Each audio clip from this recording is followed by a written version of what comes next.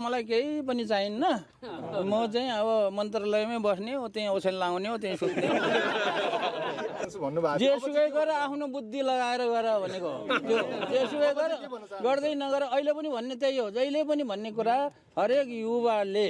युवाले कुनै काम गर्दाखेरि कसैलाई सोधेर कसैको पुच्छर लाएर काम गर्ने होइन आफ्नो बुद्धिले काम गर्ने हो अब यो त अपरझट किताब बेच्दै गरेको मान्छेलाई यहाँ ल्याएर मन्त्री बनाइदिएपछि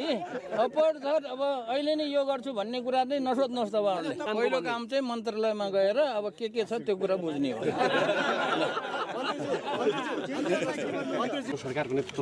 यस्तो मात्र होइन सधैँ हुन्छ चुनौती आज मात्रै हुँदैन यो जस्तो यो आज मन्त्री बन्दै गर्दा तपाईँले अस्तिसम्म म मन्त्री नबनौला भनिरहनु भएको थियो तर मन्त्री बनिहाल्नु त्यो जिन्दगीमा ठेगान हुँदैन कि भर हुँदैन कुनै कुरा यस्तो हुन्छ जो गर्दिन भन्दाखेरि गर्नुपर्ने बाध्यता हुन्छ त अहिलेको भएको बाध्यता त्यही हो तपाईँले जस्तो मलाई मन्त्री नभन्नु भन्नुभयो नि जस्तो